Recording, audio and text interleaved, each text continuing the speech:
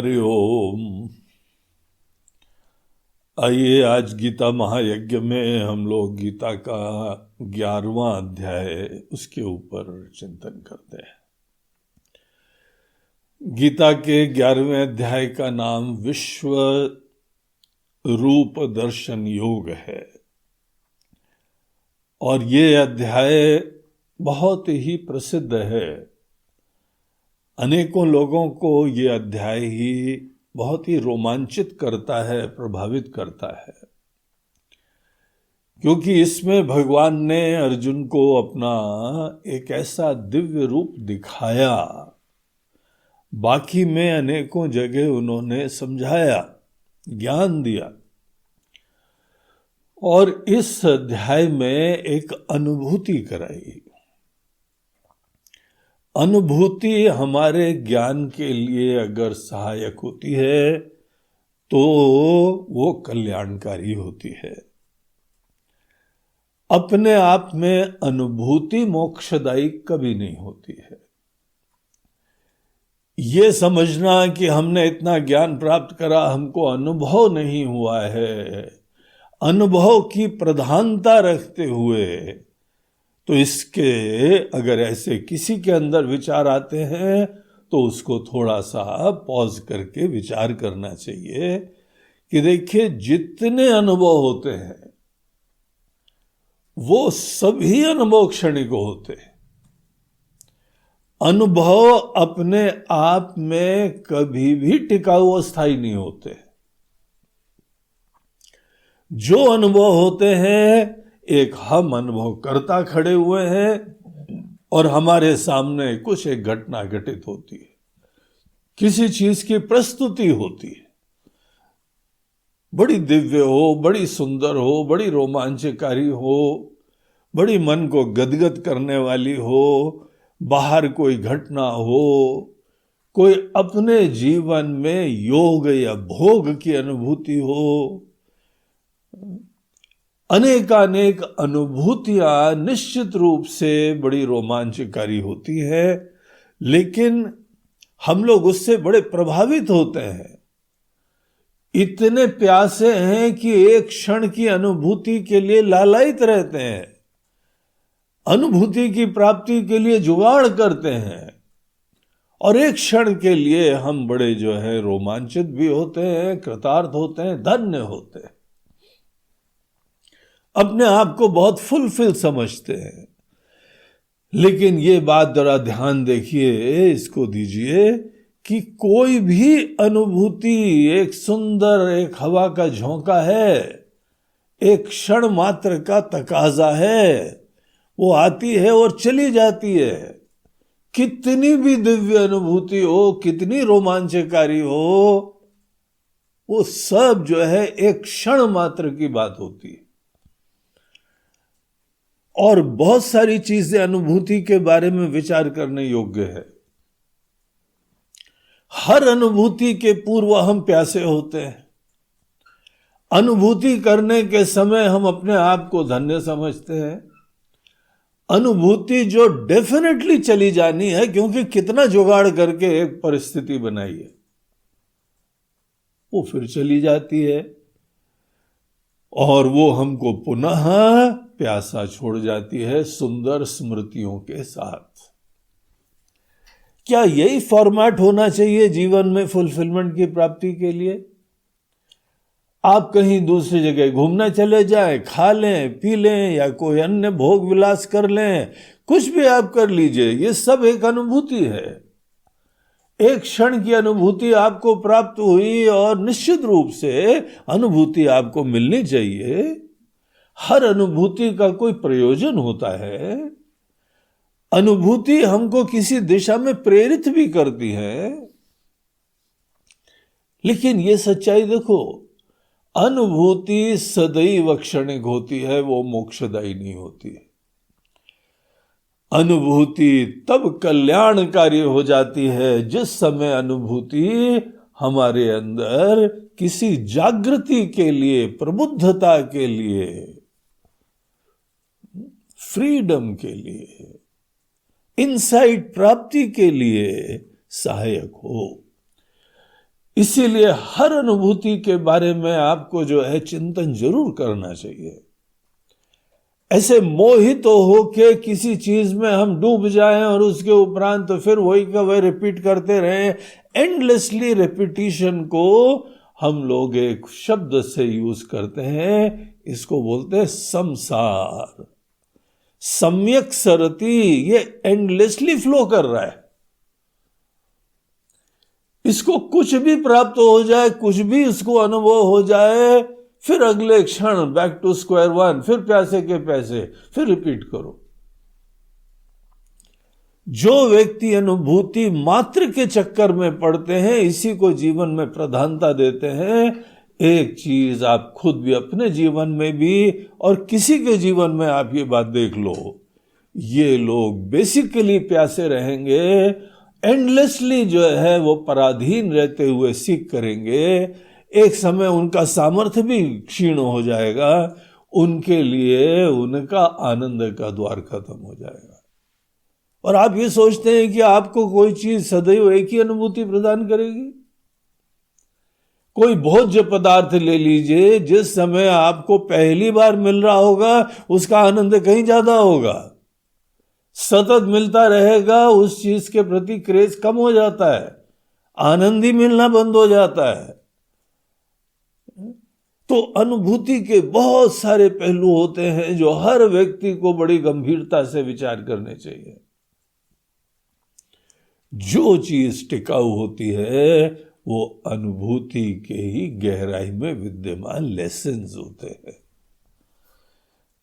हम लोग किसी अनुभूति में जाते हैं प्यासे होके, ये निश्चय है, हम अनुभव कर रहे हैं और देख रहे हैं, यही दृढ़ निश्चय करा हुआ है, हम जैसे हैं वैसे पूर्ण नहीं है। इस निश्चय के बाद ही अनुभूति में प्रवृत्ति होती है। और यही नहीं है कि हम प्यासे हैं, ये भी मन के अंदर बड़ा दृढ़ निश्चय होता है कि हमारे आनंद की संभावना तो हमसे परे किसी विषय में या व्यक्ति में विराजमान होती है। आपकी धारणाएं हैं, ये कितनी वैलिड है, कितनी सही चीजें हैं ये। हम किसी चीज के लिए आपको न प्रेरित कर रहे हैं न मना कर रहे हैं, हम लोग केवल ऑब्जेक्टिवली जीवन के फैक्ट्स के ऊपर चिंतन कर रहे हैं। हर व्यक्ति के पास स्वतंत्रता है कि किसी भोग के चक्कर में वो कहीं पर भी लग जाए, उसी को अल्टीमेट समझ के अंतहीन लगा रहे। लेकिन थोड़ा विचार करो, हर अनुभूति के पीछे हमारी धारणाएं विराजमान है। वो धारणा का फील्ड ही नॉलेज का फील्ड होता है। हमारी धारणाएं वैलिड हैं कि नहीं वैलिड हैं, प्रामाणिक हैं कि नहीं प्रामाणिक हैं, उसके ऊपर जो है सब निर्भर होता है। ये ज्ञान का विषय होता है। ज्ञान केवल अपने अंदर किसी इंफॉर्मेशन की प्राप्ति को नहीं बोलते हैं, ज्ञान बोलते हैं हमारे अंदर जो धारणाएं विराजमान हैं, जिन धारणाओं के वजह से हम आज प्यासे हैं, छोटे हैं, दीन हैं, असुरक्षित हैं, ये हमारी अनुभूति है, इसके पीछे धारणाएं हैं। और ये धारणा है कि फलानी चीज, फलाना व्यक्ति, फलाना भोग हमको आनंद देता है। विचार करो, आप मनुष्य हैं, हम लोग विचारशील प्राणी हैं, हम गंभीरता से सोच सकते हैं, हम जड़ में जा सकते हैं। इन धारणाओं का क्या बेसिस है? यही ज्ञान का विषय होता है। और अल्टीमेटली हमको एक जीवन में प्रॉपर वैलिड नॉलेज हमारे जीवन का आधार होना चाहिए, फैक्ट्स के ऊपर होना चाहिए। हम लोग अपना जीवन भी लगाते हैं, अपने बच्चों का जीवन भी अपनी कल्पनाओं के ऊपर हम पूरा जो है वह समर्पित कर देते हैं। क्या आपको अच्छा लगेगा कि आपके बच्चे लोग कि निराधार झूठी धारणाओं के ऊपर आश्रित अपना पूरा जीवन व्यतीत करें और अंतहीन प्यासे के प्यासे रहें? अगर हम अनुभूति के ऊपर आश्रित रहते हैं तो डेफिनेटली यही होने वाला है।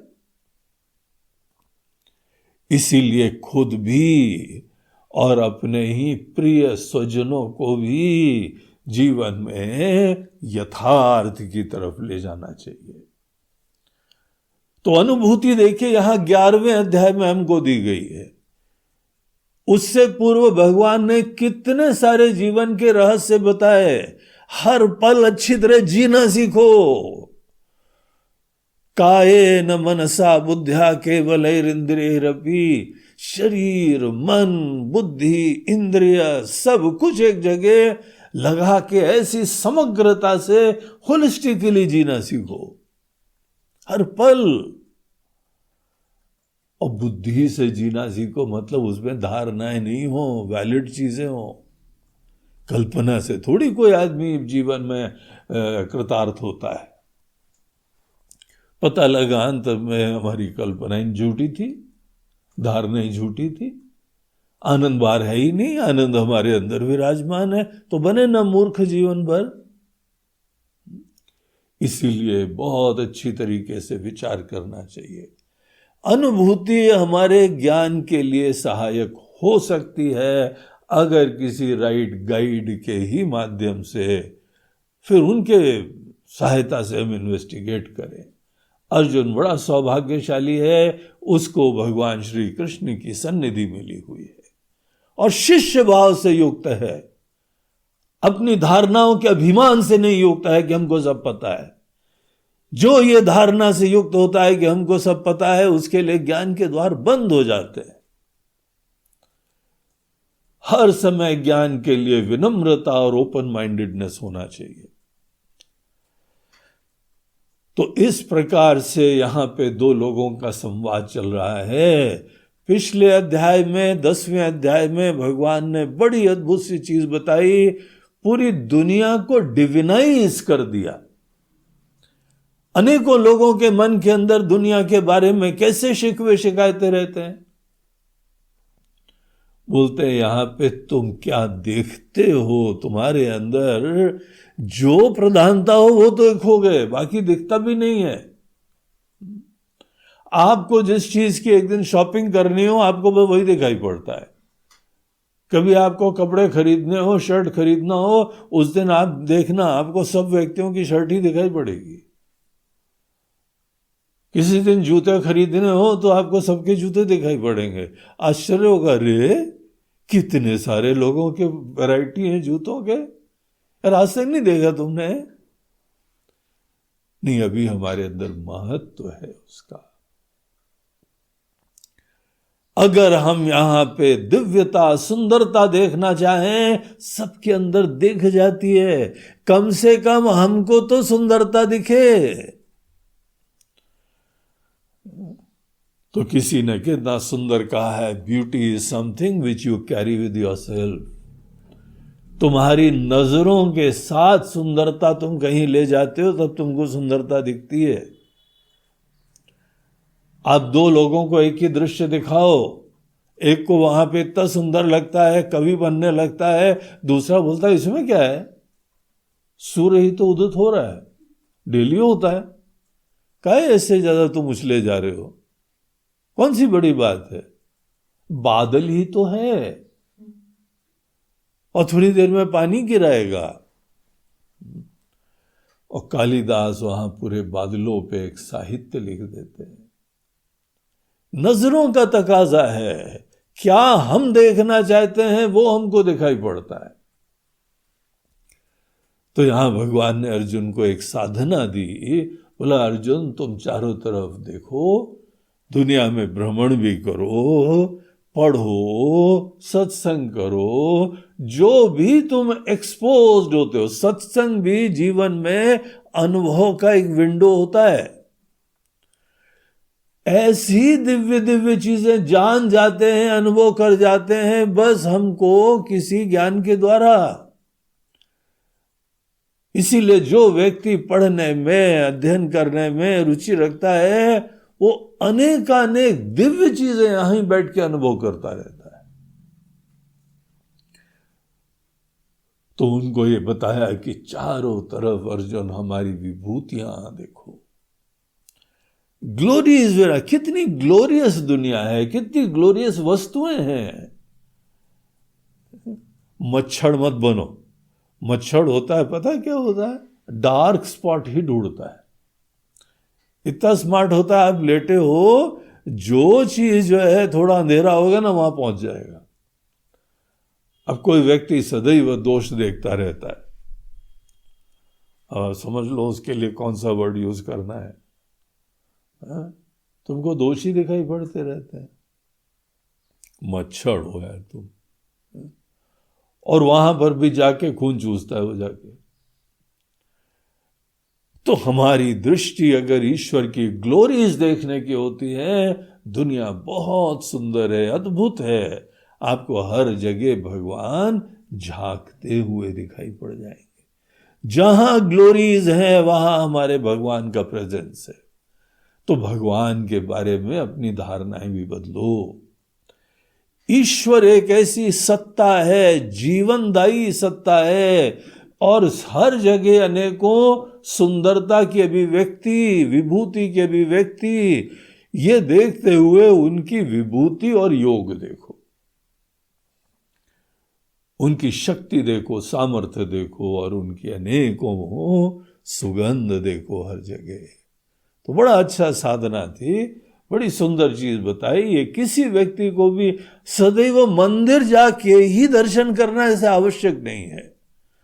यद्यपि मंदिर हम लोगों के लिए एक कल्चरली बहुत सहायक चीज है, बच्चों के लिए सहायक है, हमारी संस्कृति के लिए सहायक है, अनेकों पर्व आदि मनाने के लिए सहायक है, ईश्वर के अस्तित्व की श्रद्धा दृढ़ करने के लिए सहायक है। नियमित रूप से आगे बढ़ के भगवान के धाम में जाना, ये भी हमारे मन के अंदर एक श्रद्धा को उत्पन्न करता है, शरणागति लाता है, झुकाना सिखाता है, वंदना सिखाता है। यद्यपि मंदिर का बहुत सुंदर रोल होता है, जैसे आप एक्सरसाइज कहीं भी कर सकते हैं, लेकिन जिम का अपना रोल होता है। उपचार कहीं भी कर सकते हैं, हॉस्पिटल का अपना महत्व होता है। उतना ही महत्व मंदिरों का होता है। लेकिन आप अन्य समय भी ईश्वर के दर्शन से वंचित न रहें। ईश्वर हर जगह झांक रहे हैं, हर जगह सुंदरता की तरीके से विद्यमान है। तो ये तो था 11वां अध्याय, 10वां अध्याय। अब हम लोग 11वें अध्याय में देखें, यहां पे एक और दिव्य चीज भगवान यहां दिखाते हैं। अध्याय का प्रारंभ अर्जुन के वचनों से होता है। सब मिला के 55 श्लोक आते हैं इसमें अर्जुन के भी, भगवान कृष्ण के भी, और हमारे कमेंटेटर संजय के भी वचन विराजमान है। तो इसका श्री गणेश होता है, बोलते हैं भगवान आपने अभी एक चीज कितनी बढ़िया बताई। वैसे तो हर चीज ही आप अच्छी बता रहे हैं, लेकिन एक ने हमको बड़ा रोमांचित कर दिया है। क्या रोमांचित कर दिया है? बोलते हैं कि अर्जुन हर जगह हमारी विभूति विराजमान है, हम क्या क्या गिनाए हैं। उसके बाद क्या बोलते हैं? अथवा बहु नैतेन किम ज्ञातेन तव अर्जुन। अर्जुन ये एक एक लिस्ट चारों तरफ ग्लोरीज देखो, इससे क्या सिद्ध होने वाला है? एंडलेस है। और जब तुम एंडलेस चक्कर में पड़े रहते हो तो तुम कभी पहुंचते ही नहीं हो। जितना देखो उसके बाद बहुत सारा कुछ बचा हुआ है। तो इसलिए इससे क्या सिद्ध होने वाला है? पता है, एक बात हम तुमको बताएं, विष्टभ्याहमिदं कृत्स्नम एकांशेन स्थितो जगत। ये पूरा जगत जो दिख रहा है ना तुमको, ये हमारे एक अंश से हम धारण कर रहे हैं। ऐसे ही जो है वचन कोई हम लोगों को वेदों में भी आते हैं कि ये पूरा एक पाद मात्र में ही भगवान जगत को धारण कर रहे हैं, और भगवान की भगवत्ता इससे कई गुना ज्यादा है। अत्यतिष्ठत दशांगुलम से 10 उंगली 10 गुना और ज्यादा विराजमान है ग्लोरीज, और तुम छोटी छोटी यहां जुगनू रूढ़ रहे हो। हाँ, उससे भी तुम्हारे मन में भगवान की भक्ति उत्पन्न हो रही हो, ईश्वर की आस्था उत्पन्न हो रही हो, इन्हीं ग्लोरीज को निमित्त बना के इनके पीछे दिव्य सत्ता को जान रहे हो, तो यहां पे कल्याणकारी हो जाएगी। अन्यथा लिस्ट बना रहे हो, ये भी ग्लोरीज, वो भी ग्लोरीज, ये भी ग्लोरीज, इसका कभी एंड नहीं होता है। तो यहां पर इससे क्या होने वाला है, हमारा तो ये एक छोटा सा अंश दुनिया को धारण कर रहा है। ये जो है ना एक ट्रिगर बन गया अर्जुन के लिए, प्रश्न के लिए। मतलब भगवान आप पूरे जगत को अपने एक अंश से धारण कर रहे हैं, अर्थात आप पूरे जगत के अंदर विराजमान है। और हम यहाँ पे एक एक चीज में इधर उधर जा रहे थे, पूरा जो है वो गए गंगा स्नान पे, वहां जाके पता लगा ये गंगा जी आपकी विभूति है। अब यहां पर भी थे, वहां पर भी थे, ये पेड़, ये नदी, ये पहाड़, और ये जब विभूतियों की चर्चा करी जाए तो बड़ा दूर जाके ढूंढ ढाड़ के फिर वो मिलती है। विभूति एक ट्रेजर हंट है, एक जाके इतना तलाश के बाद कोई खजाना मिलता है। और आप भगवान हर जगह विराजमान है। तो प्रभु हमारा एक निवेदन है। क्या निवेदन है अर्जुन? बोलो। मदनुग्रहाय परमम, आपने हमारे ऊपर कृपा करके हमको इतना बढ़िया ज्ञान दिया है। अर्जुन बड़ा स्मार्ट है, जब कुछ मांगने जाना होता है ना पहले तारीफ करता है। ये सब लोगों से जिससे भी तुमको मांगना हो ना तो ये शैली अपनाओ। वैसे आपने कितना कुछ दिया है, कितनी कृपा करी है, कितना जीवन में प्रेम, कितना स्नेह, कितना दिया है। बोलते हाँ पॉइंट पे आओ। इतनी आज तारीफ क्यों हो रही है, चक्कर क्या है? तो भगवान ध्यान से सुन रहे हैं। अर्जुन ने भूमिका तो बहुत बढ़िया बनाई। आपने जो बताया है भगवान, यत्त्वयोक्तम वचस्तेना मोहोयम विगतो मम, हमारा सब मोह खत्म हो गया भगवान। उससे मोह खत्म हो गया तो शोक भी खत्म हो गया, तो अब चुप हो जाओ। अब तुम अशोक हो गए हो, शोक से परे हो गए हो, कृतार्थ हो गए हो। तो अब फिर बोल क्या रहे हो? शांत कृतार्थ हो, धन्य हो, तुम्हारा इलाज हो गया, अब चलो नेक्स्ट पेशेंट, दूसरा आओ, देखे तुमको क्या रगड़ा है। तो यहां पे उन्होंने बोला भगवान यद्यपि हमारा बहुत कंफ्यूजन दूर हो गया है। क्या हाल था हमारे पहले अध्याय में और क्या हाल यहाँ 11वें अध्याय तक हो गया है, तो बात तो स्पष्ट है। देखिए हमारे अंदर जितना कंफ्यूजन खत्म हो, हमको तो लगता है सभी खत्म हो गया है, लेकिन और बहुत कुछ शेष बचा रहता है। तो यहाँ पे भगवान आपने बताया कि दुनिया की उत्पत्ति, दुनिया का नाश और सब चीज़ों का रहस्य, भवाप्ययो हि भूतानाम श्रुतो विस्तरशो मया। हमने बड़ा ध्यान से सुना ये सब, जहाँ जगत की भी उत्पत्ति वगैरह वगैरह आपने बताया है। हे कमल पत्राक्ष, हे कमल नयन। तो भगवान आप क्या क्या सुंदरता है, आपका भी महात्म्य हमको पता लगा। एवमेता यथार्थत्वम, ये जो आपने बताया ना ये सब बिल्कुल सही है, आपने बोला है भगवान, सही होगा सब। हे परमेश्वर, द्रष्टुमिच्छामि ते रूपम ऐश्वरम पुरुषोत्तमा। भगवान हम ये सोच रहे हैं कि चारों तरफ आपने बोला है सब सही बातें ही हैं, क्या हम उसको आज देख नहीं पा रहे? देख सकते हैं क्या भगवान? एक क्षण के लिए ही सही कुछ ऐसी कृपा कर दीजिए कि पूरी दुनिया को हम देखें, हर जगह। आज हम कैसे देखते हैं, सब लोग अलग अलग हैं, ये अलग है, वो अलग है, ये हमारे हैं, ये पराये हैं, और ये अच्छे हैं, ये बुरे हैं, ये लाभ है, ये हानि है। इस दृष्टि से देखते हैं ना। हमारे अंदर भेद बुद्धि विराजमान है, सतही बुद्धि विराजमान है। हमारी दुनिया बड़ी छोटी है उसी चक्कर में। इतना दृढ़ता से देखते हैं कि यही हमारे हैं, और जो हमारे हैं उनके लिए पूरा जीवन कुर्बान है, दूसरे हैं वो भाड़ में जाओ, निपटो अपने आप, स्वावलंबी बनो। उन लोगों के लिए फिलॉसफी अलग होती है। हमारी दुनिया खंडात्मक है, फ्रैगमेंटेड है, संकुचित है, बड़ी छोटी दुनिया है हम लोगों की। हम यद्यपि बहुत बड़े ब्रह्मांड में रहते हैं, लेकिन अपने दिल में झांक के देखो, हम दो हमारे दो। अब हम लोग हम दो हमारे दो बोलते हैं, कई लोग बोलते हैं हम चार हमारे 40। जैसा भी तुम्हारी दुनिया हो, जितना भी तुमने विस्तार कर लिया है, जितना निपट सकते हो निभा सकते हो, उसमें निभाना पड़ता है। एक कोई निपट लो, बहुत बड़ी बात हो जाएगी।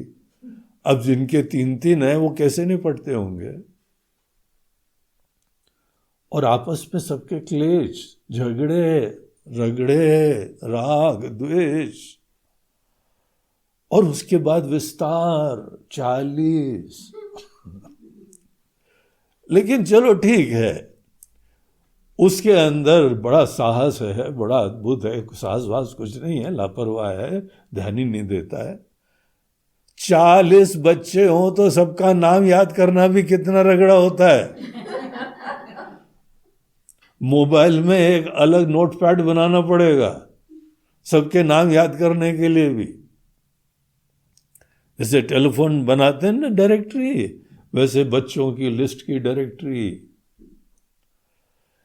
एनीवे, यहां पे हमारी दुनिया तो भी बड़ी छोटी है। प्रभु, अभी हमने जो सुना, आप हमारे भगवान कण कण में विराजमान है, ऐसा हमको रोमांच हो रहा है। हमारी कैसी संकुचित दुनिया है, कितने छोटे कूप मंडूक हैं हम। बस कूप मंडूक बोलते हैं कुएं का मेंढक। कुएं के मेंढक को कुएं के अलावा कुछ नहीं दिखाई पड़ता है, जीवन खत्म होता जा रहा है।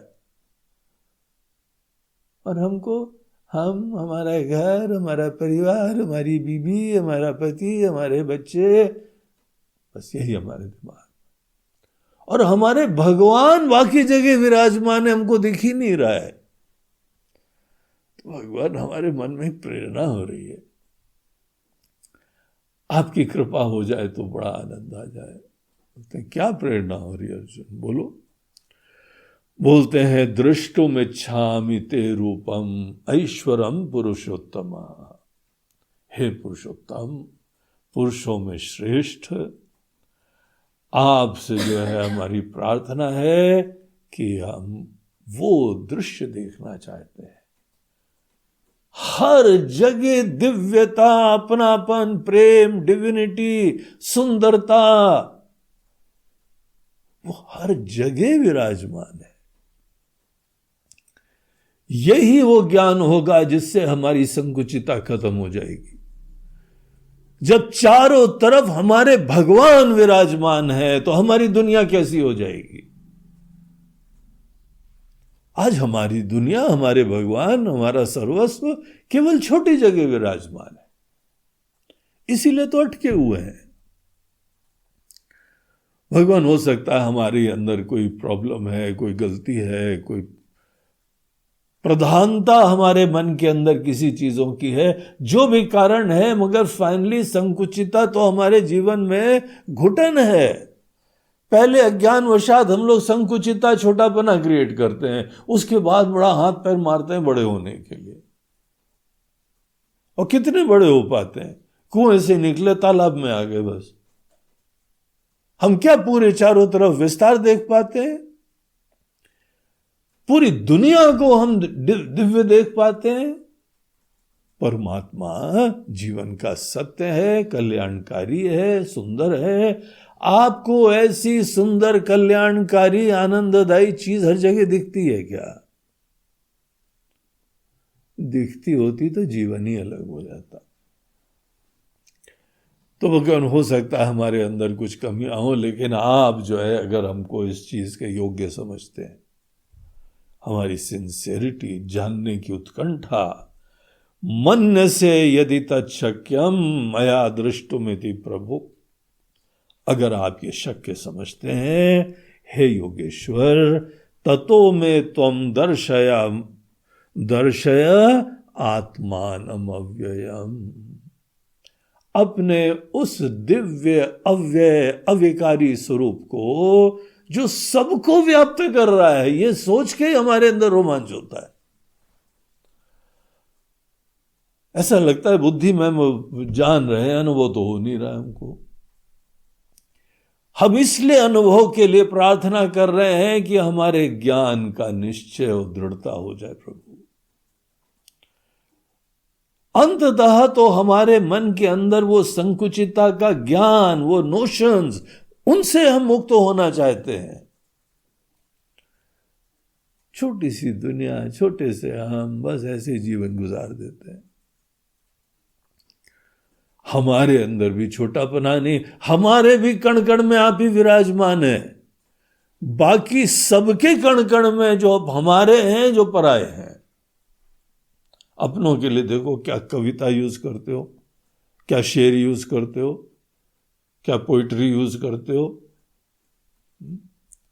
जब किसी को प्रेम हो जाता है ना, किताबें खरीद के लाता है। स्तुति कैसे करी जाती है, प्रेम पत्र कैसे लिखा जाता है, कैसे सुंदरता देखी जाती है और बताई कैसे जाती। गिने चुने लोगों के प्रति ही प्रेम भाव रखा, बाकी के तो रखे ही नहीं। दिखता ही नहीं तो रखें क्या। ये भी दिखता है क्योंकि उपयोगी है, आवश्यक है, इसीलिए स्तुति कर रहे हो। तो देखो फैक्ट्स, जीवन का ये यथार्थ है। भगवान, हम तो जगना चाहते हैं, चारों तरफ हम आपको अनुभव करना चाहते हैं, अगर आप हमको इस योग्य समझें तो। भगवान मुस्कुराते हैं, बोलते हैं ठीक है अर्जुन, आज तो तुम्हारा ही दिन है। आज तो तुमने जो मांगा तुमको मिल गया। तुमने जो है शिष्य भाव प्राप्त करके गुरु मांगा, तुमको गुरु मिल गए। तुमको समस्त मोह से निकलने का ज्ञान मिल गया। तुमको चारों तरफ सुंदरता देखने की दृष्टि प्राप्त हो गई। अब तुम हमारा कण कण में एक अस्तित्व देखना चाहते हो। नाम रूप चेंज नहीं हो जाए। नाम रूप देखते देखते जैसे पीछे सबके अंदर एक दिव्य सत्ता अनुभव होने लगी। जैसे लोहे के गोले को आप अग्नि में डालो तो उसके अंदर अग्नि लालिमा कण कण में व्याप्त हो जाती है। उसी तरह पूरे दुनिया के नाम रूपों को आप इस तरह से अनुभव करें, कण कण में दिव्यता व्याप्त दिखाई पड़ रही है। तो ऐसी अर्जुन की इच्छा थी, तो भगवान बोलते हैं कि अर्जुन ठीक है, पश्य में पार्थ रूपाणी, ये बहुत एक व्यापक रूप होने वाला है, तो उसकी पहले भूमिका बनाते हैं। अर्जुन, क्या तुमको दिखाई पड़ेगा?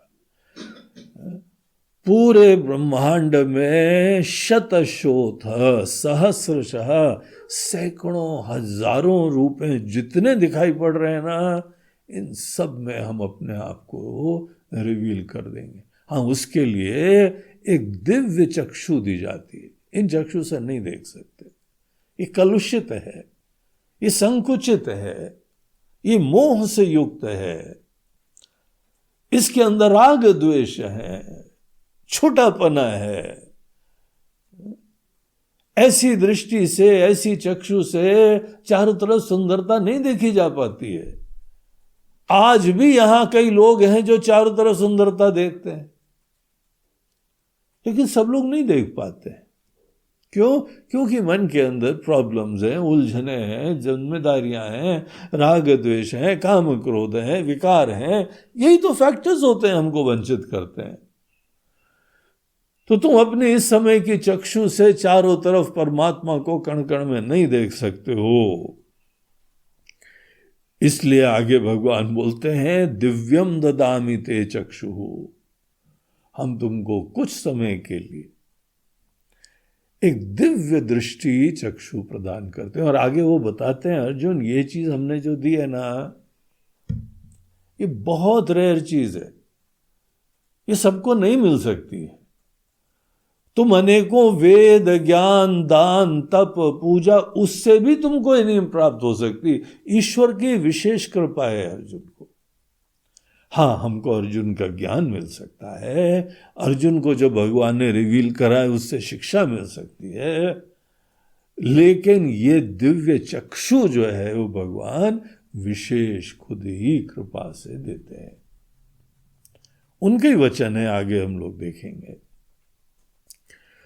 तो हमारे ही अंदर पूरे जगत को तुम देखने वाले हो। हम जगत के अंदर विराजमान है कण कण में, और पूरा जगत हमारे अंदर तुमको अनुभव होगा, दिखेगा। इसी को बोलते हैं जगत विश्वरूप। हमारे एक अंश से पूरा जगत धारण करा जा रहा है। उसके बाद भगवान ने रूप का दर्शन कराया तो भगवान भी चुप हैं और अर्जुन भी फटी आंख से देख रहा है। उसको अनुभव होने लगा, हर जगह दिव्यता का अनुभव होने लगा। जब वो भी चुप तो ये भी चुप, संजय भी थोड़ी देर चुप। उसके उपरांत संजय ने कमेंट्री चालू की। धृतराष्ट्र सुन रहे होंगे, फिर क्या हुआ भाई, कुछ तो बोलो। तो संजय बोलते हैं एवं उक्त्वा ततो राजन महायोगेश्वरो हरिः दर्शयामास पार्थाय परमं रूपमैश्वरम। हे महाराज, हे राजन, उसके बाद ये बोलने के बाद वो महायोगेश्वर, वो हरि, उन्होंने दर्शयामास, ये दिखाया, पार्थाय, अर्जुन को दिखाया अपना परम ऐश्वर्यमय रूप दिखाया, जिस रूप की विशिष्टता ये थी कि कोई यहां पे नाम रूप खत्म नहीं हुए, समस्त नाम रूपों के पीछे दिव्यता दिखने लगी। अब आप एक क्षण के लिए सोचिए, आपको भगवान ने दर्शन दिए, अगर भगवान आपके सामने प्रकट हो जाते हैं तो शरीर भी होता है, हाथ होते हैं, पैर होते हैं, आंख होते हैं, नाक होते हैं, सब वैसे का वैसा होता है। फिर उसके अंदर भगवत्ता क्या होती है? आप उसके अंदर भगवत्ता देख पाते, अनुभव कर पाते।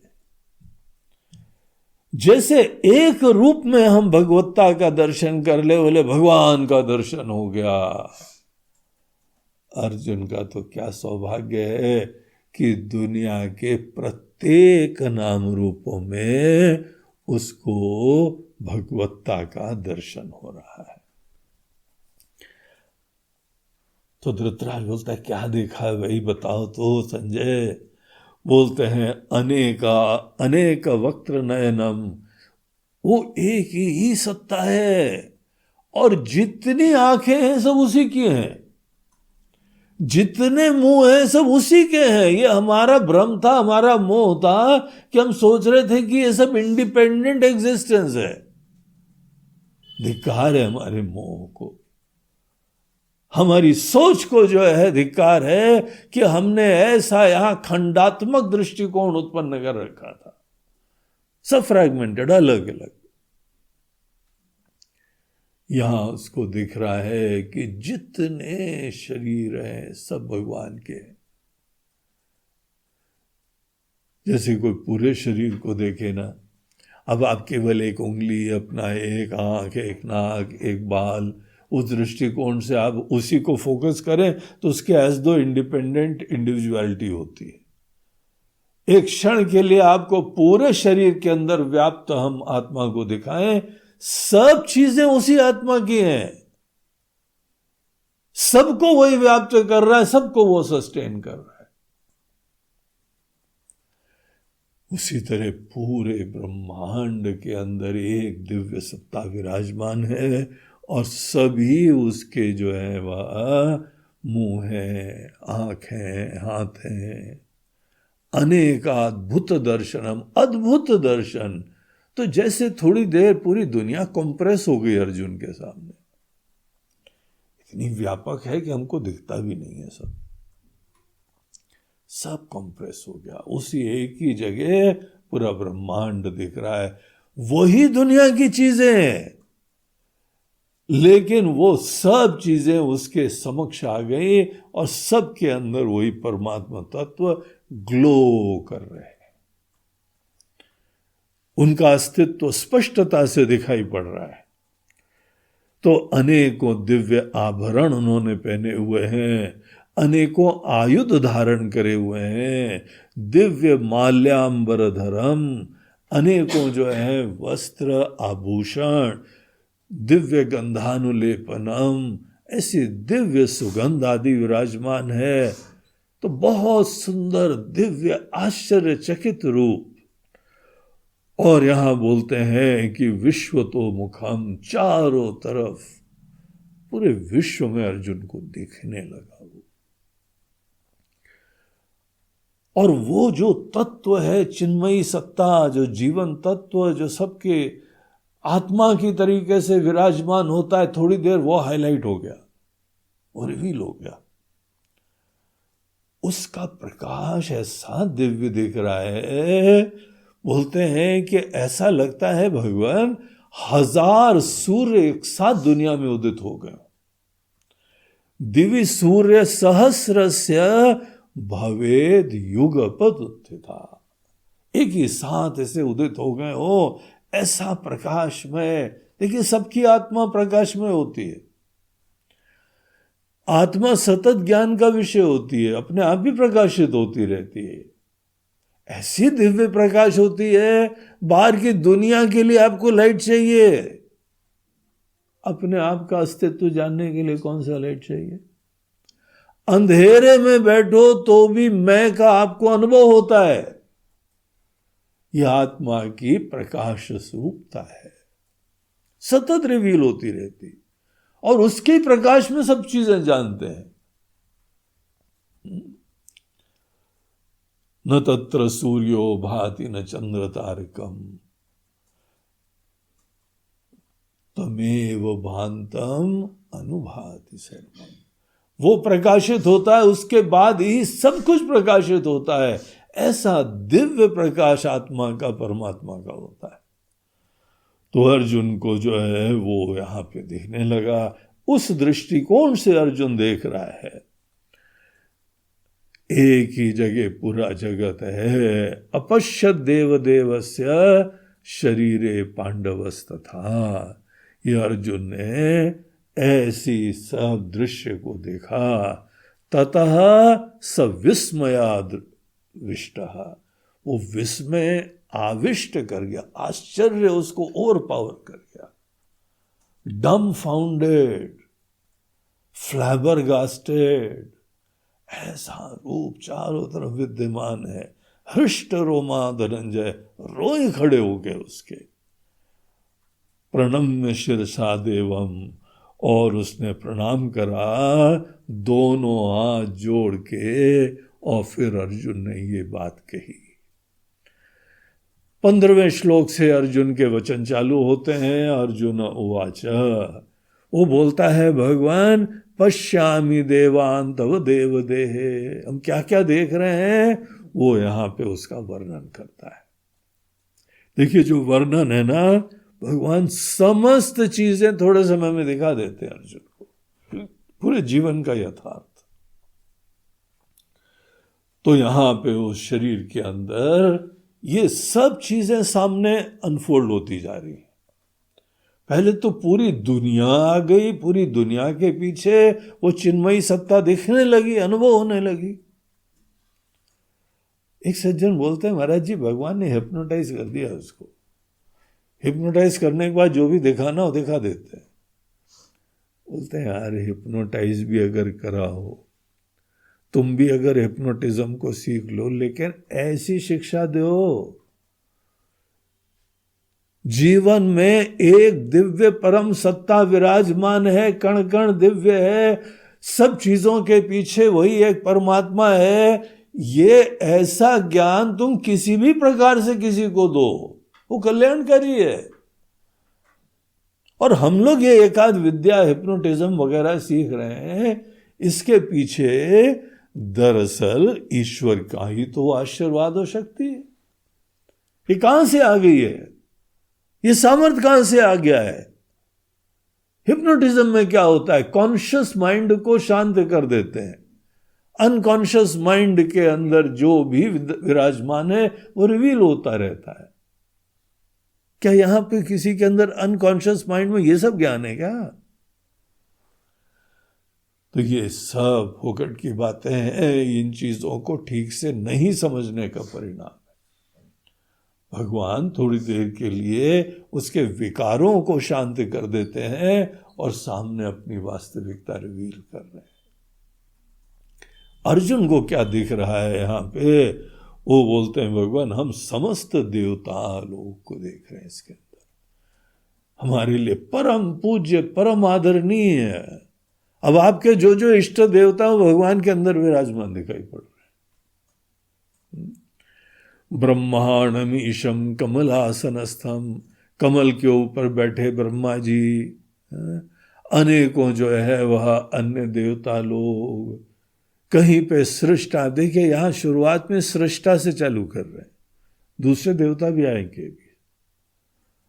पहले जो ना क्रिएशन बड़ा सुंदर लगता है, जब भी कहीं पे कोई नया क्रिएशन हो बड़ा मजा आता है। घर के अंदर बच्चा होता है तो क्रिएशन होता है, कितनी खुशी होती है। वैसे ही ब्रह्मा जी कुछ क्रिएट करते हैं, बड़ा आनंद आता है। तो शुरुआत ब्रह्मा जी से करी उन्होंने, और ब्रह्मा जी के साथ साथ अनेकों अन्य देवता लोग भी, उनकी पूरी टीम दिखाई पड़ती है, ऋषि लोग दिखाई पड़ते हैं, दिव्य चीजें। क्या क्या दिख रहा है डिटेल में सब आप लोग देख लीजिएगा। हमारा यहाँ पे प्रयोजन संभव ही नहीं है कि हम सब चीजों को बताएं। हम लोग केवल सार देख रहे हैं अध्याय का।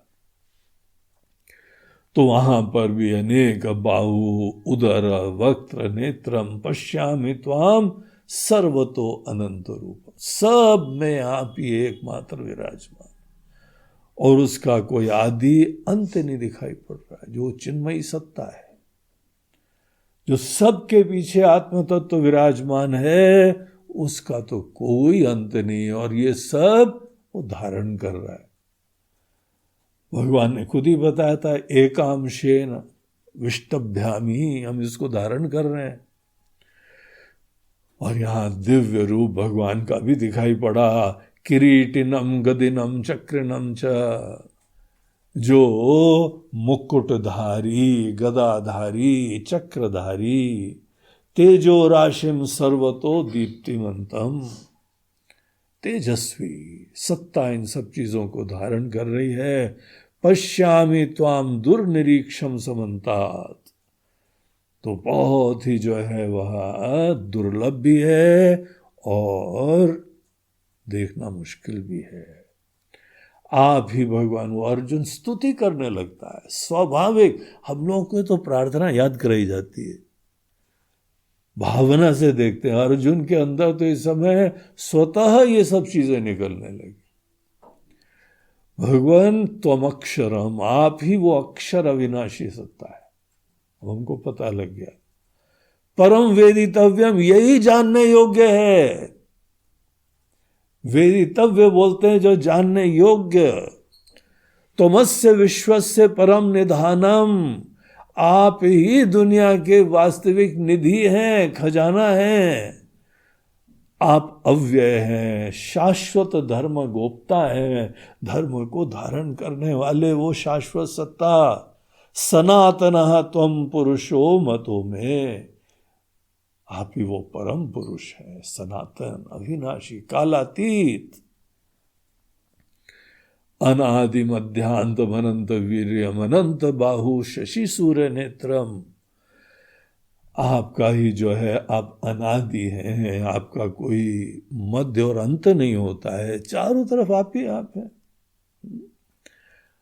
आपकी अनेकों बाहु हैं, ये सूर्य और चंद्रमा तो आपकी आंख हैं, ये हमको दिख रहा है, प्रकाशित करती हैं। आंखें भी हम लोगों की भी प्रकाशित करती हैं। आंखें हम लोगों की नाम रूपात्मक दुनिया को प्रकाशित करती है। आंखें खोलते तभी चीजें दिखती हैं। जैसे आंखों के द्वारा एक दृष्ट प्रकाश निकलता है, जिस दिशा में आंख मुड़ जाती है वो चीज आपके लिए ज्ञात हो जाती है। तो ये जो है सोच लीजिए कि सूर्य और चंद्रमा भी जब निकलते हैं तभी हमको चीजें दिखाई पड़ती हैं। पश्यामि त्वाम दीप्त हुताश वक्त्रम स्वतेजसा विश्वमिदं तपंतम, और आपके मुख में हम एक अग्नि भी देख रहे हैं। चारों तरफ जो है विश्व उससे तप भी जाता है, जीवंत भी हो जाता है। द्यावा पृथिव्यो इदमंतरम ही, तो स्वर्ग से लेके पृथ्वी तक सब चीजों में आप ही व्याप्त देख रहे हैं भगवान। चारों तरफ आपका ऐसा अद्भुत रूप देख के, उग्र रूप देख के, कई बार रूप आपके उग्र भी दिखाई पड़ते हैं, कई बार ब्रह्मा जी एक सृष्टा की तरह दिखाई पड़ते हैं।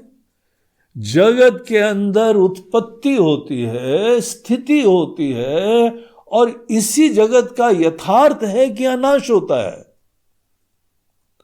हम लोग कन्वीनियंटली केवल एक चीज पकड़ते हैं, उसी को इष्ट मानते हैं, उसी के लिए प्रार्थना करते रहते हैं।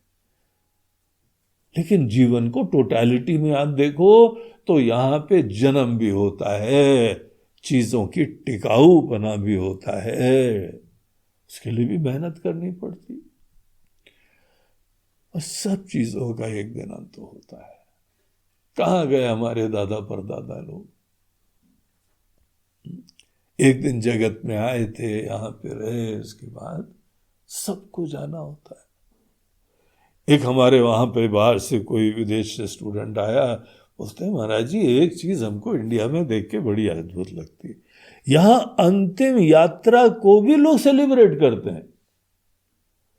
पूरी यात्रा निकलती है, अनेकों लोग आते हैं, और एक जगह तो बैंड बाजे के साथ जा रहे थे। हमसे पूछा ये बैंड बाजे के साथ मृत्यु में क्यों जा रहे हैं? बोले इसने अपना जीवन फुली जिया है। जो फुली अपने जीवन को जीता है उसका जाना भी सेलिब्रेट करा जाता है। लेकिन जाना एक यथार्थ है।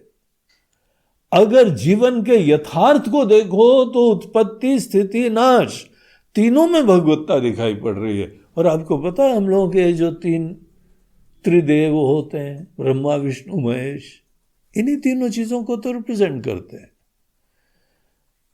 हमको उत्पत्ति, स्थिति और विनाश तीनों में भगवान की भगवत्ता दिखाई पड़े। ये हमको तब नहीं दिखाई पड़ेगी जब हमारे लिए कोई इष्ट होगा, वो जाने वाला होगा। हम किसी को पकड़े हुए हैं, हम किसी से तादात्म्य करे हैं, हम किसी से आसक्ति करे हुए हैं, फिर हमको नहीं इच्छा होगी कि ये चला जाए। वो हमारे राग के कारण इश्यूज आ रहे हैं, हमारी डिपेंडेंस है, हमारा प्रेम है। लेकिन आप अपनी भावनाओं को किनारे करके देखिए, सब लोगों का आना जाना चल रहा है। तो दुनिया का यथार्थ है, जो यहाँ पे अनेकों प्रकार के विकराल रूप जो भगवान दिखा रहे हैं दुनिया में, और जिनको टोटलिटी में दुनिया दिख रही है समय, तो जो यह विकराल रूप, उग्र रूप, लोकत्रयम प्रव्यथितम महात्मन, हे महात्मन, ये जो है यहां पर एक उग्र रूप देख के लोग कंपित से हो रहे हैं।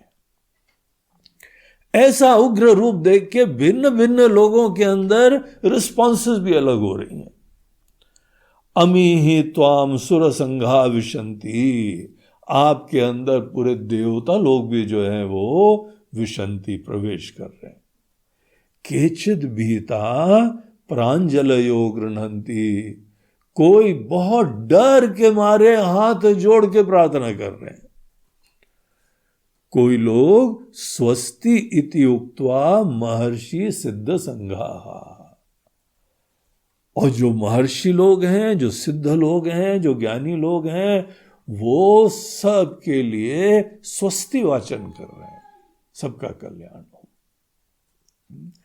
जाना तो है ही, जाते जाते भी तुम्हारा कल्याण हो, यही बातें उनके मुख से निकल रही हैं। वो डर नहीं रहे हैं, वो यथार्थ देख रहे हैं, और यथार्थ देख के सबके कल्याण के लिए अंतिम समय तक प्रार्थना कर रहे हैं। स्तुवन्ति त्वाम स्तुतिभिः पुष्कलाभिः, आपकी वो लोग वंदना कर रहे हैं, स्तुति कर रहे हैं। हमारे अपने व्यक्तिगत दृष्टिकोण को किनारे करके केवल ऑब्जेक्टिवली दुनिया को देखो और भगवान की भगवत्ता देखो। देखिए, यहां पे मृत्यु भी जीवन का यथार्थ है, मृत्यु से किसी का अंत नहीं होता है, आपको बताया। ये पिछले अध्यायों में भगवान ने बहुत ही स्पष्टता से बताया हुआ है, और हम लोग, आप लोग, सब लोग देखेंगे। कभी भी किसी की मृत्यु, उसका अंत नहीं होता है, ये बहुत बड़ा मोह होता है हम लोगों का। सूर्य देवता अस्त हो जाते हैं, क्या उसके लिए रोना चाहिए? वो अस्त हो जाते हैं, फिर उदित हो जाते हैं। जिसको पता है कि सूर्य अस्त होने के बाद उदित होगा, वो कभी नहीं रोएगा। लेकिन जिसको ये नहीं पता है, हमको तो दिख ही नहीं रहा है, तो भैया रो। और दिखता थोड़े आंखों से सब थोड़ी होता है, अकल से भी दिखता है। अनेकों चीजें, आंखों के लिमिटेशन समझो। आंखें बहुत लिमिटेड चीज के लिए बनाई गई हैं, और अगर आंखों से ही सब दिखता तो बच्चों को स्कूल क्यों भेजते हो? बच्चे लोग हमको बताते हैं हाँ कि ये देखिए, सूर्य देवता उदित और अस्त होते ही नहीं है, पृथ्वी घूम रही है चारों तरफ। ये आंखें हमारी थोड़ी दिखाएंगी। इसीलिए हमको सदैव नहीं दिखता है तो भी प्रामाणिक ज्ञान प्राप्त करना चाहिए। समस्त चीजों का जो अंत होता है, जर्जर शरीर त्याग करके नई इनिंग की प्राप्ति होती है। फ्रेश शरीर, फ्रेश वही कर्म रहेंगे, वही प्रेरणा रहेगी, इनिंग्स आप कंटिन्यू कर सकते हैं। ये सब रोगी विकारी शरीर से, छोटी सी दुनिया से मुक्त होके फिर वो यात्रा चलती रहेगी। 6 चैप्टर में अंत में ये प्रसंग आता है, उसको और रेफर कर लेना। तुम्हारा अगला जीवन कहाँ होगा, कैसे होगा, ये भी तुमको हम बता देते हैं। और कितने प्रमाण मिलते हैं, पुराने जन्म की बातें यहाँ बच्चे लोग छूट में बता देते हैं। अभी यहाँ इंदौर में एक छोटी सी बच्ची आई, भागवत कथा कर रही थी, गोद में बैठाना पड़ता उसको लाके व्यासपीठ पे। भागवत के श्लोक भी सब उसको पता है, उनके घर में किसी ने नहीं पढ़ा। पुराने जन्म की स्मृतियां, पुराने जन्म की यादें, पुराने जन्म के संस्कार, ये एक जीवन का यथार्थ है। इससे उच्च शिक्षा लेनी चाहिए। मृत्यु में किसी का अंत नहीं होता है, यहां से जीव निकल के जाता है अपने ही कर्म अनुसार। कुछ समय किसी स्वर्ग नरक लोक में जाएगा और फिर अपने कर्म के अनुसार शरीर धारण करेगा। तो यहां लोग जा रहे हैं, कोई लोग रो रहे हैं उसको देख के, कोई लोग स्तुति कर रहे हैं, कोई वंदना कर रहे हैं। स्तुवन्ति त्वाम स्तुतिभिः पुष्कलाभिः। तो अनेकों देवता लोग भी, रुद्र, आदित्य, वसु और अनेकों सिद्ध लोग, अश्विनी कुमार, अनेकों इस प्रकार से गंधर्व, यक्ष, असुर, सिद्ध संघा, ये सब आपको आश्चर्यचकित होते हुए देख रहे हैं। आपका ये जो महान रूप है, और इस समय भगवान हमको आप दिखा रहे हैं, हमको दिख रहा है। क्या दिख रहा है? ये जो है ना विनाशकारी रूप। आप ये सीन को ज्यादा ही लंबा खींच रहे हैं भगवान। है? हमने पहले वाला देख लिया, ब्रह्मा जी वाला भी देख लिया, उत्पत्ति का भी देख लिया, अनेकों चीजें जो है, किरीटिनम गदिनम, भगवान विष्णु का भी रूप देख लिया, उसके वजह से सब चल रहा है, टिक रहा है। और अब तो जैसे हमको जो है वो विनाशकारी रूप आप दिखा रहे हैं। और क्या दिख रहा है अर्जुन तुमको? बहुदरम बहुद्रंष्टा करालम, बड़ा भयंकर मुंह दिख रहा है भगवान। और उसके अंदर जैसे कैमरा फोकस होता है ना, तो भगवान ने विशेष रूप से कैमरा को फोकस करा दांत पे। इससे भयंकर दांत दिखाई पड़ रहे हैं। और वो भी जैसे शेर कभी किसी को मारता है ना, तो कहीं पे कोई उसके अंदर कोई दया वया नहीं आती है, उसका काम ही है। तो वो जो है यहाँ पे जो मृत्यु देवता है, बहुद्रंष्टा करालम, बड़े कराल विकराल से दांत दिखाई पड़ रहे हैं। और ये देख के अर्जुन बोलता है कि भगवान पूरी दुनिया डर रही है। और बाद में बोलता है हम भी तथा अहम, हम भी डर रहे हैं। और ये भी नभस प्रशम दीप्त मने कवर्णम व्याताननम दीप्त विशाल नेत्रम। पूरी दुनिया में व्याप्त हो रहा है भगवान। ये घटना केवल यहाँ की लोकल नहीं है, पूरी दुनिया का यथार्थ है। पूरी दुनिया को ये व्याप्त करता हुआ ऐसे आकाश को जैसे छू रहा है। व्याताननम, जिसका आनंद, जिसका मुख बड़ा व्याप्त है। और दीप्त विशाल नेत्रम, आंखें भी उस समय हमको बड़ी विशाल और बहुत ही ज्यादा ही प्रकाशमय दिखाई पड़ रही है। देखा कभी किसी को मारता हुआ आंखें शेर की कैसी है, चमकीली होती है। अब जब ये रूप भगवान ने लिया है तो उसके अनुरूप वहां पे पूरी आकृति दिखाई पड़ेगी। दृष्ट्वा ही त्वाम प्रव्यथितांतरात्मा, आपको देख के हमारी अंतरात्मा व्यथित हो रही है। देखिए, डर होता है जब हम किसी चीज को छोड़ डालना चाहें। जब किसी को पकड़ने से ही सुख होता है तो छोड़ने से दुख होता है, डर लगता है। डर अपने आप में दिखाता है कि हम किसी चीज को छोड़ना नहीं चाहते हैं, हम किसी संकुचित चीज को पकड़े तो डर लग रहा है।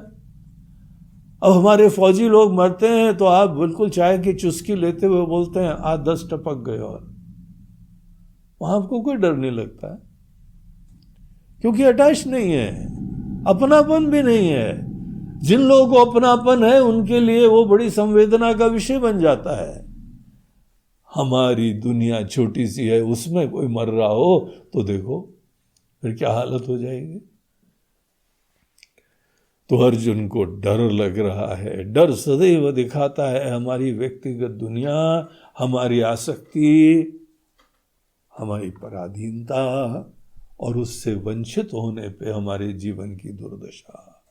क्या होगा हमारा अगर ये सब लोग चले जाएंगे हमारी दुनिया में? एक दिन जाना ही जाना है।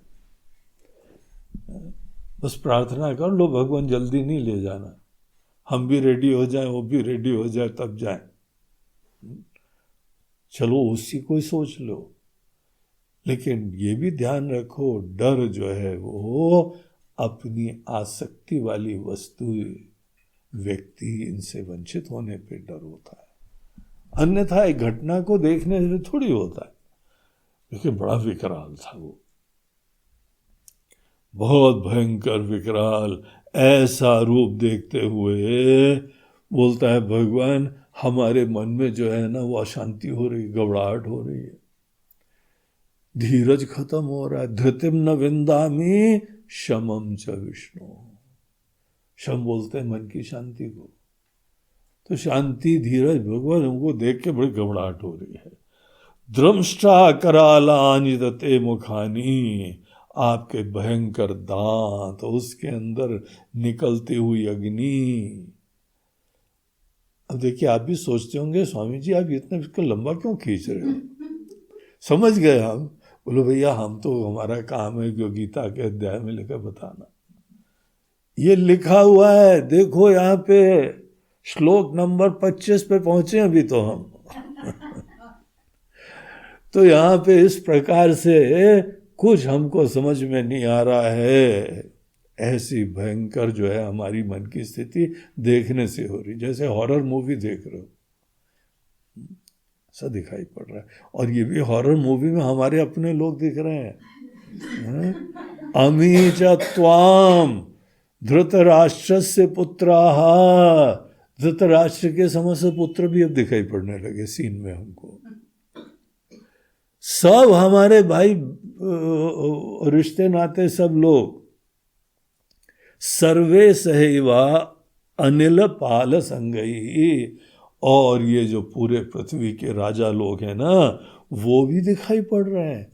और वो देखो देखो भीष्म पितामह, भीष्म पितामह आपके ये मृत्यु रूपी आपका जो रूप है उसके अंदर वो प्रवेश कर रहे हैं।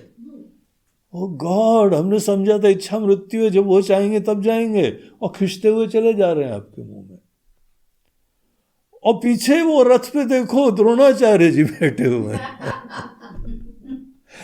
भीष्म, हम लोग तो हंस रहे हैं, अर्जुन की हालत देखो क्या हो रही होगी। भीष्म द्रोण सूत पुत्र कर्ण तथा असौ सह अस्मदीय अपि योधमुख। हमारे लोग भी, हमारी सेना के लोग भी सब आपके मुंह में प्रवेश कर रहे हैं। अब देखिए, लड़ाई के पहले जहां अपने लोगों की रक्षा होती है और दूसरे लोगों को मारने की योजना होती है, वहां दिख रहा है सब अपने आप ही जा रहे हैं। हमारा कर्तृत्व का, हमारे पुरुषार्थ का क्या रूप रह गया। ये तो जैसे कि कोई और ही शक्ति इनको खत्म कर रही है। हमारे ऊपर जैसे दोषारोपण ही खत्म हो गया, हम मारने वाले हैं, हम मरने वाले हैं। क्या मारने वाले हम? हमने अपने अंदर ये जो मारने वाले की अभिमान रखा था, अब हमको दिख रहा है हम लोग केवल निमित्त मात्र हैं। ये जो विश्व रूप है, ईश्वरीय सत्ता है, वो हमको लाई है। वो टिकाए हुए हैं क्या? हम अपने मर्जी से टिके हुए हैं क्या? अगर अभी सुन रहे हो, शुक्र करो कोरोना तुम्हारे पास नहीं आया है। जिस दिन भी आ जाए, कभी भी आ जाए, तुम क्या बचोगे? ईश्वर की कृपा से हम बचे हुए हैं, ईश्वर की कृपा से हम चल रहे हैं। और जब भी वो आएंगे, परीक्षित महल के अंदर जाके बैठा हुआ था और कहा गया था कि तुमको 7 दिन में तुम्हारी मृत्यु आने वाली है। दुनिया भर की सुरक्षा के अंदर रहने के उपरांत भी 7वें दिन उनकी मृत्यु हो जाती है। ईश्वर की इच्छा है, सबको जाना है एक दिन। ये यथार्थ है जीवन का। हमारी मृत्यु भी, तुम्हारी मृत्यु भी, सबकी मृत्यु एक यथार्थ है। और जिसने दुनिया बनाई है उसी ने व्यवस्था बनाई, वही करता धरता है। हम लोग अपनी तरफ से जीवन के रहते रहते इन सब चीजों के पीछे परमात्मा को समझें और परमात्मा की ही ये सब लीलाएं देखें। अर्जुन को दिखाई पड़ रहा है कि बीच में मुंह जो है वो बंद हुआ, और मुंह जब बंद हुआ तो कुछ हड्डियों की कड़कड़ाहट की आवाज है, कड़कड़ कड़कड़। और अनेकों लोगों को फिर मुंह खुला, दांत के बीच में कोई लटके हुए थे। ये सब वर्णन है भैया यहाँ पे, हम नहीं अपनी तरफ से कुछ ड्रामेटाइज कर रहे हैं। केचिद विलग्ना दशनांतरेशु, कुछ दांत के बीच में विलग्ना, लटके हुए हैं, अटके हुए हैं। संदृश्यन्ते चूर्णितैहि उत्तमांगैहि, अनेकों का जो उत्तमांग अर्थात सर चूरा हो गया है। और अर्जुन सोच रहे बार बार भगवान हमको अपने मुंह के अंदर का सीन क्यों दिखा रहे हैं। और उसको जो है यहाँ पे दिखाई पड़ रहा है कि सब लोग ऑटोमेटिकली जा रहे हैं समय के हिसाब से। तो एक दृष्टांत यूज करता है, यथा नदी नाम बहवो अम्बु वेगा, जैसे नदी का प्रवाह होता है ना, वैसे प्रवाह से ये लोग सभी चलते चले जा रहे हैं। समुद्र में वाभिमुखा द्रवंती तथा तव अमि नरलोक वीरा, ये इसी पृथ्वी के लोक के वीर लोग आपके मुख में उसी तरह जा रहे हैं जैसे पतंगा, अनेकों पतंग। बारिश में जो है पतंग एकदम कितने कीड़े मकोड़े आ जाते हैं, अग्नि की तरफ जाके एकदम जैसे जल के खत्म हो जाते हैं। वही हाल हमको दिख रहा है। तो ऐसे जो है, और आप उनको, जीवन है, काल है, खत्म कर रहा है उसको, समय आने पे खत्म कर रहा है। खत्म करने का सीन आप हमको कुछ ज्यादा ही दिखा रहे हैं, हमको पता लग रहा है, लेकिन शायद वो हमारे लिए जरूरत होगा। एक फैक्ट है लाइफ का।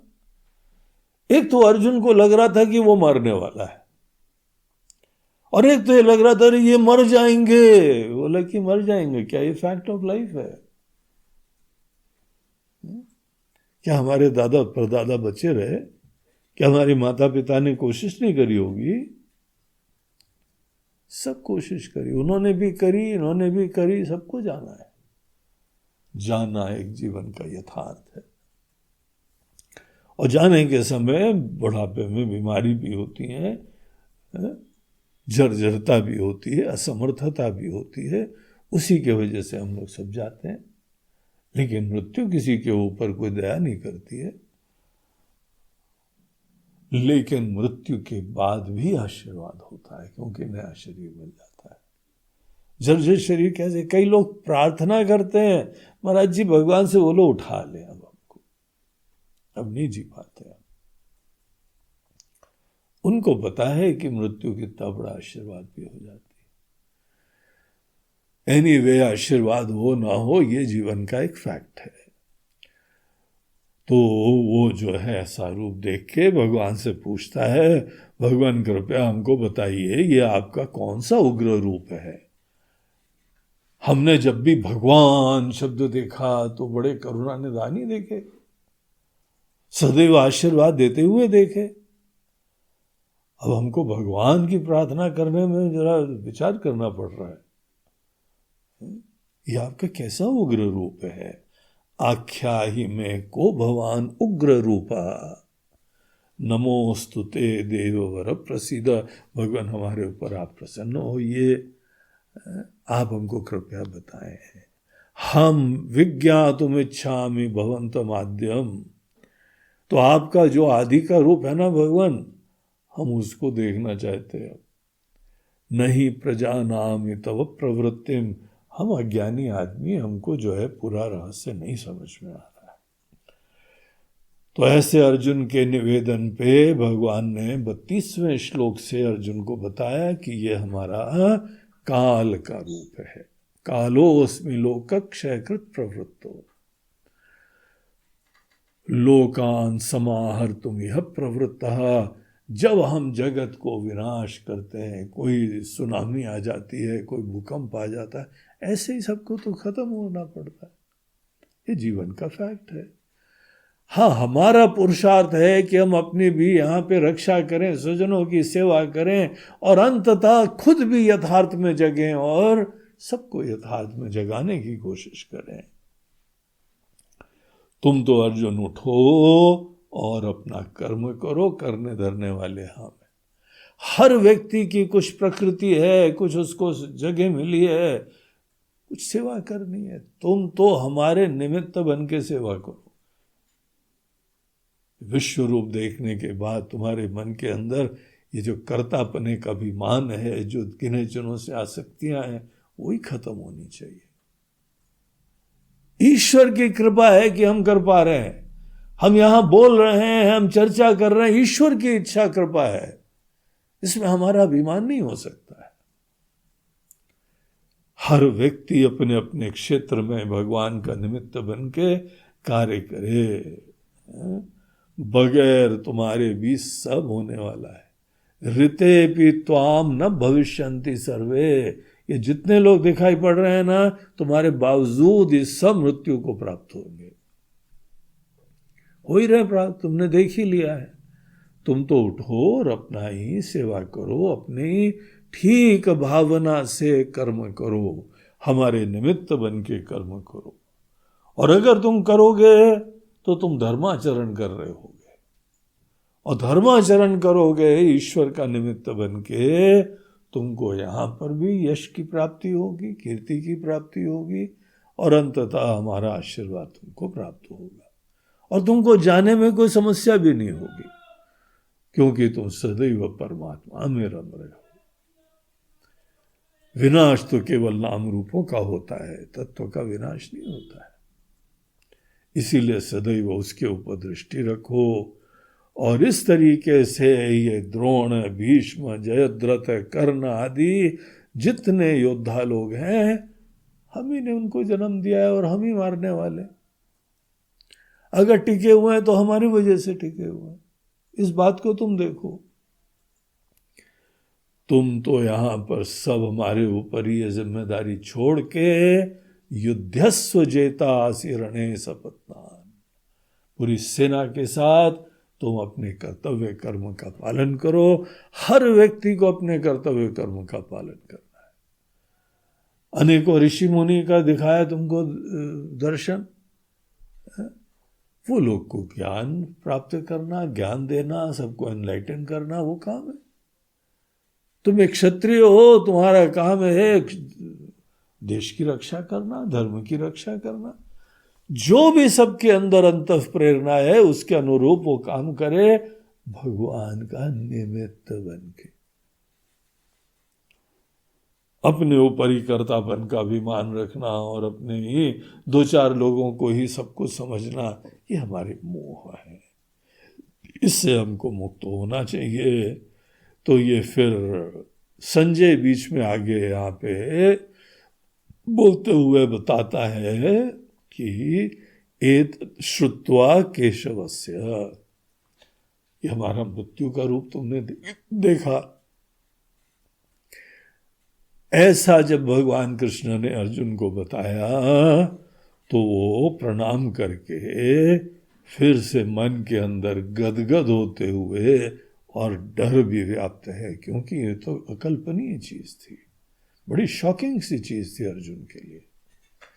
तो उनको प्रणाम करके अर्जुन ये बोलता है कि भगवान, ये जो है आपने बताया है, आप जगत की उत्पत्ति स्थिति नाश कर रहे हैं। रक्षांसि भीतानि दिशो द्रवंती सर्वे नमस्यन्ति च सिद्ध संगा। हमको पता लगा ये सिद्ध संगा लोग, सिद्ध लोगों का संग, ये आपको क्यों नमन करता है, क्यों स्तुति करता है, क्योंकि ये फैक्ट को देख रहे हैं। कैसे नहीं करेंगे? ये जिनको दिखाई पड़ रहा है वो आपकी स्तुति करेंगे। आप ही वेद्य हैं, आप परम धाम हैं, आप विश्व रूप हैं। वायु यमो अग्नि वरुण शशांक, अनेकों रूप जो भी व्यक्त हैं सब आप ही के हैं। आपको बारंबार नमस्कार है, पुनः भूयोपि नमो नमस्ते, पुनः नमस्कार है, फिर नमस्कार है। ऐसे बार बार अर्जुन भगवान को प्रणाम करता हुआ फिर क्षमा याचना करता, बोलते भगवान आप ये हैं, ये हमको कभी पता ही नहीं था, कभी कल्पना ही नहीं थी। भगवान अज्ञान में, अनजाने में हम आपको कैसे देखते थे, कैसे ट्रीट करते थे। आपको हम अपना जो है वो मात्र सखा समझते, सखेति मत्वा प्रसभम यदुक्तम, हे कृष्ण, हे यादव, हे सख्या इति, इस नाम से हमने आपको बुलाया। एक सामान्य व्यक्ति समझ रहे थे और आप थे क्या, ये हमको अब पता लग रहा है। जगत अधिष्ठान आप ही ब्रह्मा विष्णु महेश है, आप सर्वस्व हैं, आप सर्वात्मा हैं। हमको भगवान पता नहीं था, कृपया हमको आप क्षमा करिए। हमने अनजाने में, बड़े अपनापन में, बड़े प्रेम में कुछ भी आपके लिए कह दिया हो। आपके साथ जो है वो अनजाने में जो व्यवहार हुआ विहार शय्यासन भोजनेषु, भोजन के समय, साथ में बैठने के समय और खेलते समय, रेस्ट करते समय आपके लिए हमने क्या क्या बातें जो यूज करी हैं, तत्क्षामये, हमको आप प्रभु क्षमा करिए।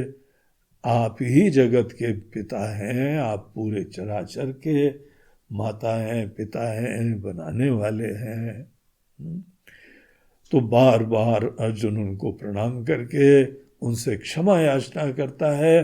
बोलते हैं जैसे पिता इव पुत्रस्य, पिता जो है पुत्र को क्षमा कर देते हैं, जैसे एक सखा अपने सखा को क्षमा कर देता है, एक प्रेमी अपने प्रियतम को क्षमा कर देता है, उसी तरीके से हमको आप क्षमा करें या सह लें प्रभु।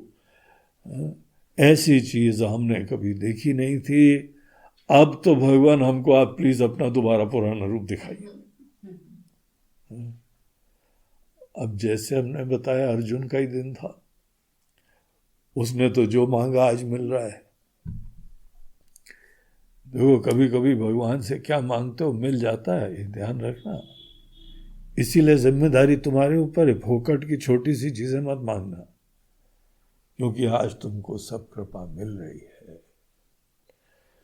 अर्जुन ने भगवान से बोला, भगवान आप तो हमको किरीटिनम गदिनम चक्रहस्तम इच्छामि त्वाम द्रष्टुम अहम तथा एव, हम वो रूप आपका देखना चाहते हैं। तेनैव रूपेण चतुर्भुजेन सहस्रबाहो भव विश्वमूर्ते, हे विश्वमूर्ति हमको तो आप भगवान अपना वो चतुर्भुज रूप प्लीज दोबारा दिखाइए। हमको थोड़ा चक्कर आ रहा है, हम खड़े नहीं हो पा रहे हैं, बहुत हार्ट बीट्स हमारी बढ़ रही हैं, पैल्पिटेशंस हो रहा है, बीपी हमारा हाई हो रहा है, बीपी के साथ साथ शुगर भी हाई हो रही होगी और कोलेस्ट्रॉल भी हाई हो रहा होगा, पता नहीं क्या क्या हाई होता आता है भगवान हमको। इस समय सब कुछ गड़बड़ हाई होता जा रहा है, हमको तो आप दिखाइए। तो भगवान फिर बोलते हैं, श्री भगवान वाच मया प्रसन्नेन तव अर्जुनेदम रूपम परम दर्शितम आत्मयोगात, हमने अर्जुन तुम्हारे ऊपर प्रसन्नता से ये अपना जो तुमको विश्व रूप दिखाया है, न दृष्ट पूर्व, वो कभी पहले नहीं देखा गया है और आगे कोई दिखाएगा भी नहीं। ये भगवान के वचन है। न वेद यज्ञ अध्ययन ही न दान ही, तुम श्रद्धा रख लो, ये विश्वास कर लो, तुमको ये अनुभूति अपने आप कोई ऐसे जादू की छड़ी से छुआ के नहीं होने वाला। अब भगवान के पास जाए, भगवान प्लीज वो अर्जुन वाली हमको दिव्य चक्षु दीजिए। पहली बात तो झेल पाओगे? तुम्हारे अपने लोग मृत्यु के मुख में जा रहे हैं, मर रहे हैं, उनका जो है ना वो भगवान अच्छी तरीके से चबा चबा के खा रहे हैं, तुम नहीं देख पाओगे। छोड़ो, आइडिया ड्रॉप करो, बस श्रद्धा उत्पन्न कर लो। भगवान की इच्छा से सबका आना, स्थिति और जाना सब ऐसे होता है। तो ये हमारा जो रूप है, ये केवल तुम्हारे लिए विशेष रूप से दिखाया। तो संजय फिर बोलते हैं, इति अर्जुनम वासुदेव तथोक्त्वा स्वकम रूपम दर्शयामास भूया। दोबारा रूप दिखा दिया भगवान ने अपना। अर्जुन को भी क्या रिलीफ मिली होगी। सोच लो, जिसका ब्लड प्रेशर टॉप हाई पे चल रहा था, छत के ऊपर सडनली नीचे आ गया होगा, फिर से नॉर्मल लेवल हो गया। आश्वासयामास च भीतमेनाम भूत्वा पुनः सौम्य वपुर महात्मा। वो सौम्य वपु, वो बहुत ही सुंदर रूप। तो भगवान का ये सुंदर रूप प्रारंभ है, फिर और भगवान का ज्ञान प्राप्त करो तो उसके अंदर और भी जीवन के बड़े कटु सत्य होते हैं। तो अर्जुन यहाँ बोलता है, भगवान आपका ये मानवीय रूप देख के, ये सौम्य रूप देख के, इदानीम अस्मि संवृत्त सचेता प्रकृतिम गता, अब दोबारा हमारा संतुलन ठीक हुआ है भगवान। It was a shocking horrifying experience, लेकिन इट्स अ फैक्ट, ये जीवन का यथार्थ था। और अंत में इस अध्याय के भगवान बोलते हैं कि ये रूप बड़ा दिव्य था। देवापि अस्य रूपस्य नित्यम दर्शन कांक्षिणा। देवा लोग भी चाहते हैं, देवता लोग भी हमको दिखाई पड़ जाए, लेकिन ये वेद से, तपस्या से, दान से, यज्ञ से, पूजा से ये नहीं दिखाई पड़ता है। हाँ, भक्ति से तुम हमारे यथार्थ को जान सकते हो। अब यथार्थ पता लग गया है जीवन का, ईश्वर परम सत्य है पता लग गया, तो उनके प्रति भक्ति भाव रखो। भक्त्या तो अनन्यया शक्य अहम एवं विदोर्जुन ज्ञातुम द्रष्टुम च तत्वेन प्रवेष्टुम च परंतपा। इसको जानना, इसका दर्शन करना, तत्वतः समझना, ये संभव है। और अंतिम 55वां श्लोक, 55th श्लोक इस अध्याय के अंत में बड़ा सुंदर प्रसिद्ध है, ये सब लोग याद कर लो। इतना अच्छा प्रार्थना है, प्रेरणा है। भगवान कहते हैं मत कर्म कृत, ये सब जानने के उपरांत फाइनली क्या करना है? मत कर्म कृत। ईश्वर को हृदय में रख के, वो परम सत्य है, उनके तुम निमित्त हो, वो तुम्हारे स्वामी हैं, तुमको बनाने वाले हैं, चलाने वाले हैं, ले जाने वाले, उनके निमित्त बन के यहाँ पे समस्त कर्म करो। मत परमः, वही जीवन का परम सत्य है, उन्हीं को अल्टीमेट जान के मत भक्तः, उनके प्रति ही प्रेम भाव रखो। और भगवान के प्रति प्रेम भाव रखो, इसका मतलब ये नहीं अपने स्वजनों के प्रति मत रखो, अपने स्वजनों को भी भगवान का ही अंश देखो।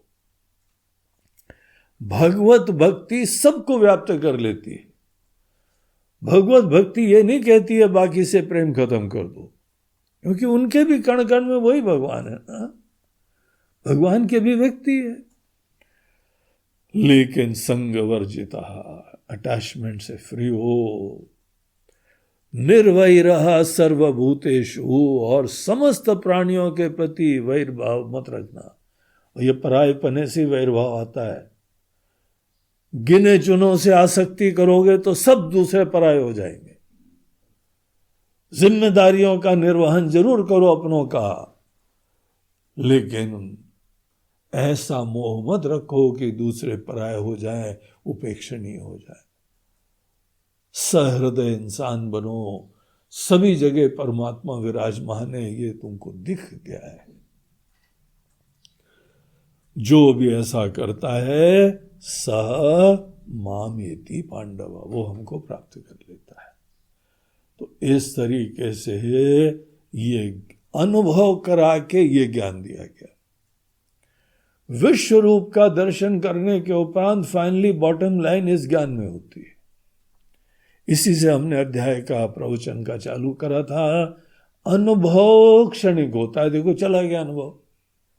अर्जुन को एक क्षण के लिए बड़ा रोमांचकारी अनुभव हुआ, फिर चला गया, उसने भी सांस में सांस ली। लेकिन शिक्षा, ज्ञान वो स्थायी होता है, वो चीज ही हमको भी एम करनी चाहिए। और इस तरीके से दूसरों के अनुभव से सीखो। हर जगह थोड़ी अपने को उंगली जलानी पड़ती है जानने के लिए कि अग्नि जलाती है। अनेकों के अनुभव से सीखो, ये ज्यादा प्रधान है। तो यहां पे भगवान ने अर्जुन को एक प्रिस्क्रिप्शन दिया कि अगर तुम इस टाइप का जीवन जीते हो और भक्ति से युक्त होके, तो तुमको जो है वो मत भक्ता, हमारी भक्ति करनी चाहिए। यही ज्ञान से युक्त होके खूब भगवान का सेवा करो, प्रेम रखो। इसी से अगला अध्याय जुड़ जाता है। तो 12वां अध्याय का नाम ही भक्ति योग है, तो उसमें इसी से जुड़ा हुआ अर्जुन एक प्रश्न करता है। वो फिर हम लोग अपने कल के सेशन में देखें। बोलो गोपाल कृष्ण भगवान की जय। बोलो विश्वरूप भगवान की जय। बोलो गीता मैया की जय। आज हम लोगों के प्रवचन के दो प्रायोजक हैं। एक है रोहित दास, ये मूल रूप से मऊ के निवासी हैं लेकिन अभी पूना में सेटल हो गए। वहीं पे इनका अपना बिजनेस है, अपना कार्य का क्षेत्र है और वो अपने पिताजी के जन्मदिन के उपलक्ष्य में ये आज की विशेष सेवा दे रहे हैं। उनके पिताजी सुरेंद्र कुमार दास हैं जो कि रिटायर्ड होके मऊ में ही रहते हैं। उनका जन्मदिन है तो बड़े आदर श्रद्धा के साथ उनको प्रणाम करते हुए उनके जन्मदिन पे आज ऐसे महायज्ञ में आहुति दे रहे हैं। इसी प्रार्थना के साथ कि ये हमारे सब माता पिता सुखी हों और उनका जीवन मंगलमय हो, भक्ति से युक्त हो।